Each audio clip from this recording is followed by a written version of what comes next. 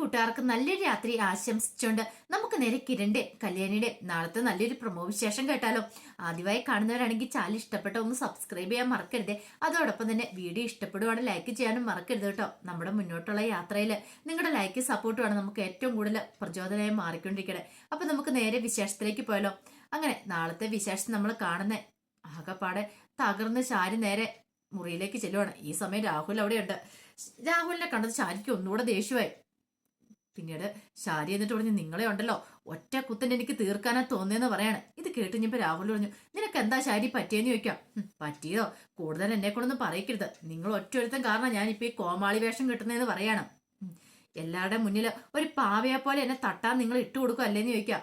നീ ശാരി എന്തൊക്കെ പറയണേ, എനിക്കൊന്നും മനസ്സിലാകുന്നില്ല. എന്തേലും ഉണ്ടെങ്കിൽ എന്നോട് തെളിച്ച് പറയണം. അല്ലാതെ പിന്നെ അവിടെ ഇവിടെയും വെച്ച് പറഞ്ഞ എങ്ങനെയാ മനസ്സിലാകുന്നേ? നിന്റെ ഉള്ളിൽ എന്തെങ്കിലും ഉണ്ടെങ്കിൽ അതിങ്ങോട്ട് പറ. വെറുതെ എന്തിനാ അതിങ്ങനെ നീറ്റി പ്രശ്നമാക്കുന്നേ? എന്തേലും മനസ്സിന് വേദന ഉണ്ടെങ്കിൽ പറഞ്ഞല്ലേ അത് തീരത്തോളം ചോദിക്കാം. ദേ കൂടുതൽ എന്നെ കൊണ്ടൊന്നും പറയിപ്പിക്കരുത്. എന്റെ മോളുടെ ജീവിതം തകർത്ത് എല്ലാം തകർത്ത് നിങ്ങൾ സൂഹിക്കും അല്ലേന്ന് ചോദിക്കാം.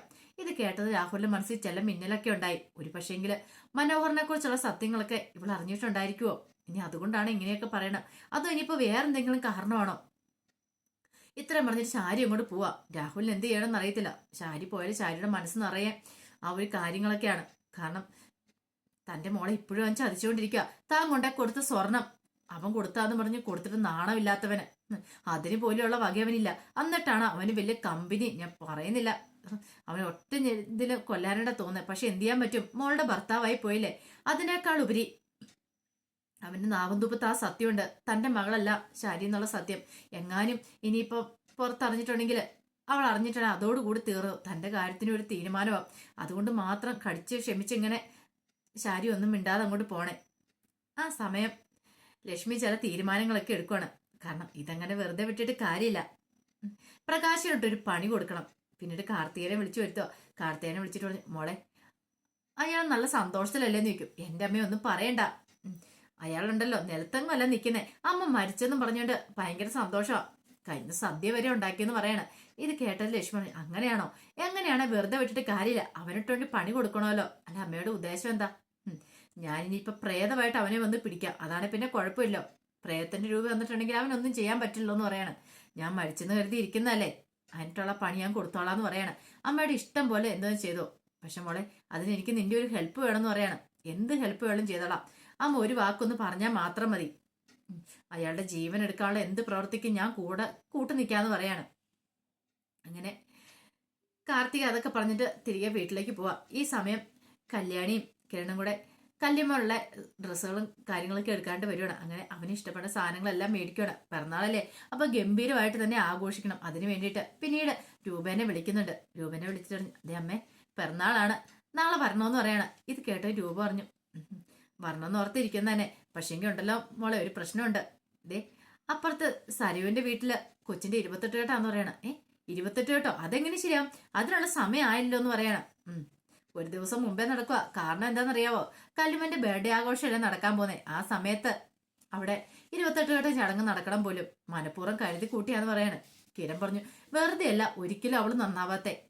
അവൾ എത്ര വലിയ ആഘോഷം നടത്തിയെന്ന് പറഞ്ഞിട്ട് കാര്യമില്ല. അവന്റെ കുഞ്ഞല്ലേ, അവനെ പോലെ ഒരു ദുഷ്ടന്റെ കുഞ്ഞല്ലേ. അതെ, ഒന്നും അറിയത്തില്ലാത്തൊരു മാലാ കുഞ്ഞിനെപ്പനെ ഭൂമിയിലേക്ക് വന്ന് ജനിച്ചത്. ഇവന്റെ മോളാമ്പ പാത്തിന് എന്ത് പാപമാണ് ആ കുഞ്ഞ് ചെയ്തിരിക്കുന്നത്. അധികം വൈകാൻ തന്നെ സരവി സത്യങ്ങളൊക്കെ തിരിച്ചറിയും. ഇനിയിപ്പൊ അധികം നാള് വേണ്ടമ്മേന്ന് പറയാണ്. അത് പിന്നെ മോനെ, എനിക്ക് അവിടെ ചെന്നോ തല കാണിക്കാതിരിക്കാൻ പറ്റില്ല. അതിനുശേഷം ഞാൻ അങ്ങോട്ട് വന്നേക്കാന്ന് പറയാം. ഇത് കേട്ടപ്പം കിരൺ പറഞ്ഞു, അതൊന്നും കുഴപ്പമില്ലമ്മേ, അമ്മയുടെ ഇഷ്ടം. അത് അമ്മ വന്നതിന് ശേഷം മാത്രമേ ഞങ്ങൾ ആഘോഷിക്കാണ്ട് പോകുന്നുള്ളൂ. അമ്മയും കൂടെ വന്നതിന് ശേഷം മാത്രമേ കേക്ക് കട്ട് ചെയ്യുള്ളൂ എന്നൊക്കെ പറയണം. ശരിയെന്ന് പറഞ്ഞുകൊണ്ട് കോള് കട്ട് ചെയ്യുവാണ് രൂപ. ഈ സമയം കല്യാണി വെച്ചു, എന്താ കിരണേട്ടാ പറഞ്ഞെന്ന് ചോദിക്കാം. അതെ, സരീന്റെ കുഞ്ഞിന്റെ 28 കേട്ടാന്ന്. അതെങ്ങനെ കിരണേട്ട ശരിയാവുന്ന? 28 ആയില്ലോ എന്ന് പറയാ. അത് പിന്നെ പറയാനുണ്ടോ കല്യാണി?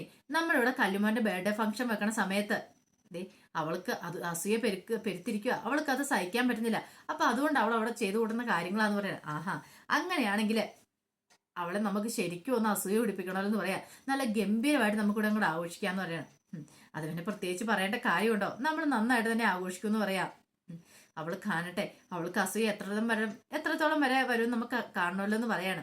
ആ സമയം സരിയോ മനോഹരനോട് പറഞ്ഞു, ഇതേ മനുവേട്ട, അമ്മ സ്വർണ്ണമൊക്കെ വാങ്ങിച്ചോണ്ട് തന്നിട്ടുണ്ട്. പക്ഷെ എത്ര വാങ്ങിച്ചോണ്ട് തന്നെന്ന് പറഞ്ഞിട്ട് കാര്യമില്ല. എന്നാണ് മനുവേട്ടൻ വാങ്ങിച്ചെന്ന് സ്വർണ്ണം കേട്ടോ, ഞാൻ ആ കുഞ്ഞിനെ നൂലുകെട്ട് ചടങ്ങ് നടത്തോളെന്ന് പറയാം. അത് കുഴപ്പമില്ല മോളു, എടുത്തു വെച്ചാലേ.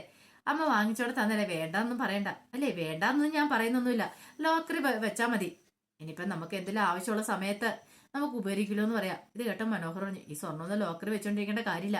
ഞാൻ മോളോട് നേരത്തെ പറഞ്ഞ കാര്യമല്ലേ, ഇതൊക്കെ ലോക്കറി നിർത്തി വിൽക്കണം. വിറ്റിട്ട് അത് പണമായിട്ട് അക്കൗണ്ടിലേക്ക് ഇടാം. നമ്മൾ ഇനിയിപ്പോൾ 2-3 മാസം കഴിയുമ്പോഴത്തേന് അമേരിക്കയ്ക്ക് പോവല്ലേ, പിന്നെ അവിടെ ചെന്നിട്ട് ഇനിയിപ്പോൾ സ്വർണത്തിന്റെ കാര്യമൊന്നും ഇല്ലെന്ന് പറയണം. അത് ശരിയാ മനുവേട്ടൻ പറഞ്ഞാൽ മതി, എപ്പോൾ വേണമെങ്കിലും ഞാനിത് എടുത്തുതരാന്ന് പറയണം. എനിക്ക് സമ്മതമാണ്.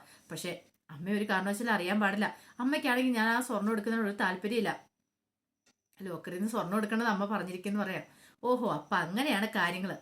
തന്റെ അമ്മായിമ്മ തനിക്ക് മുന്നേ എറിഞ്ഞിരിക്കുന്നു. അങ്ങനെയാണ് ഒരു പണി കൊടുത്തിട്ട് തന്നെ കാര്യം. അമ്മായിമ്മ അറിയാതെ ആ സ്വർണ്ണം എല്ലാം താനെടുത്ത് വിൽക്കും. അധികം വൈകാതെ തന്നെ അത് സംഭവിക്കും. പിന്നീട് സരി പറഞ്ഞു, മനുവേട്ടൻ എന്താ ആലോചിക്കണേ നിൽക്കേ? ഒന്നുമില്ല, ഞാൻ അമേരിക്കയ്ക്ക് പോകുന്നതിനെ കുറിച്ച് ഇങ്ങനെ ചിന്തിച്ചാ എന്ത് രസമായിരിക്കും നമ്മൾ 3 പേരും കൂടെ ഇല്ലേ. അതെ അതെ മനുവേട്ട, പോയിട്ട് വേണം. ചിലവരുടെയൊക്കെ ഒരു പാഠം പഠിപ്പിക്കാനുണ്ട് എന്നൊക്കെ പറയണം. പിന്നീട് അവരങ്ങനെ ഉറങ്ങാൻ കിടക്കുക. ഈ സമയം ഉറക്കമില്ലാതെ ശാരി തിരിഞ്ഞും മറിഞ്ഞും കിടക്കുവാണ്. ശാരിയുടെ മനസ്സിലേക്ക് പല പല ചിന്തകളൊക്കെ വരുവാണ്. എന്ത് ചെയ്യണമെന്ന് അറിയത്തില്ല. എങ്ങനെ മനോഹറിന്റെ ജീവിതത്തിൽ നിന്ന് ഒഴിവാക്കിയാൽ മാത്രം ഒരു സമാധാനം കിട്ടത്തുള്ളൂ. അല്ലെങ്കിൽ ഇനി മുന്നോട്ട് പോകാനായിട്ട് ഒരു കാരണവശാലും സാധിക്കില്ല. തന്റെ മോളുടെ ജീവിതം ഇപ്പൊ തന്നെ താറുമാറായിക്കൊണ്ടിരിക്കുക. അതേ കാലം ഇത് മുന്നോട്ട് പോകാനും പോകുന്നില്ല. അവൾ ഈ സത്യങ്ങളൊക്കെ അറിഞ്ഞു കഴിയുമ്പോഴത്തേനും അവൾക്ക് സഹിക്കാനും പറ്റില്ല. ഈ സമയം ലക്ഷ്മിയമ്മ എന്ത് ചെയ്യുവാണ്, നേരെ കാർത്തികയും പ്രകാശനും ഒക്കെ താമസിക്കുന്ന വീട്ടിലേക്ക് വരിക. അപ്പോൾ ഫോണിൽ മിസ് കോൾ വന്നു കഴിഞ്ഞപ്പോഴത്തേനും കാർത്തിക് പെട്ടെന്ന് താഴേക്ക് ഇറങ്ങുകയാണ്. ആ സമയം പ്രകാശനൊക്കെ നല്ല ഉറക്കം പിടിച്ചിട്ടുണ്ടായിരുന്നു. അങ്ങനെ താഴേക്ക് ഇറങ്ങി ചെന്നപ്പോഴത്തേനും ലക്ഷ്മിയമ്മ അവിടെ നിൽക്കുന്നുണ്ട്. ലക്ഷ്മിയമ്മനെ കണ്ടത് ഒരു നിമിഷം എന്തിനേറെ പറയുന്നത്, കാർത്തി പറഞ്ഞ് ഞെട്ടിപ്പോ, ഇതെന്തമ്മ വെള്ളസാരിയൊക്കെ കൊടുത്ത് വേണം മോളെ ഇന്നൊരു പ്രകടനം കാഴ്ചവെക്കാനായിട്ട്. മൂക്കി 2 പഞ്ഞിയും കൂടെ ഞാൻ അങ്ങോട്ട് വെക്കും. ഇന്നത്തോട് കൂടിയിട്ട് പ്രകാശന്റെ കാര്യത്തിൽ ഒരു തീരുമാനമാവെന്ന് പറയണം. പിന്നെ അതും പോരെങ്കിൽ ആ തള്ളയുണ്ടല്ലോ ഭാനുമതി, അവർക്കൊട്ട് ഒരു പണി കൊടുക്കണമെന്ന് പറയണം. കുഴപ്പമില്ല, വെള്ളസാരിയൊക്കെ എടുത്ത് വന്നിട്ടുണ്ടെങ്കിൽ ഇപ്പം മുടിയൊക്കെ അഴിച്ചിട്ട് ചെയ്യുമ്പോഴത്തേനും കണ്ടു അമ്മേനെ കണ്ട ശരിക്കും പറഞ്ഞ ഒരു പിശാശിന്റെ അതേ ലുക്ക് ഉണ്ടെന്ന് പറയണം. മോളെ അവർ കിടന്ന് ഉറങ്ങിയല്ലോ അല്ലേ, ഉറങ്ങിയെന്ന് പറയാണ്. അമ്മ കയറി വാ എന്നും പറഞ്ഞുകൊണ്ട് തുറന്നു കൊടുക്കുവാണ്. പിന്നെ കാര്യങ്ങളൊക്കെ പറഞ്ഞു കൊടുത്ത് ഏലോടെ ഇറങ്ങിപ്പോണം, എങ്ങോട്ട് പറഞ്ഞോ ഇതൊക്കെ പറഞ്ഞു കൊടുക്കുവാണ്. പിന്നെ പിടിക്കപ്പെട്ട പോലെ കാർത്തിയുടെ മുറിയുണ്ടല്ലോ, അതുകൊണ്ട് പേടിക്കണ്ട, അങ്ങോട്ട് ഓടി വന്ന് കയറിയാൽ മതി.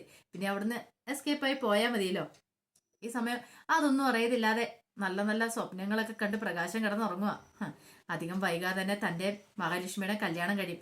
അതോടുകൂടി പിന്നെ കുഴപ്പമൊന്നുമില്ല. ആ ഒരു സന്തോഷത്തോട് കൂടിയിട്ട് സ്വപ്നങ്ങൾ കണ്ട് കിടന്നുറങ്ങുവാണ്. അപ്പോഴാണ് ജല്ലയില് എന്തോ മുട്ടുന്ന പോലെ തോന്നിയത്. നല്ല ഉറക്കത്തിന്റെ സമയല്ലേ. പ്രകാശൻ ഇങ്ങനെ പതുക്കെ കണ്ണുറന്നു. കണ്ണൂർ മുറിക്കകത്ത് വെട്ടമില്ലായിരുന്നു.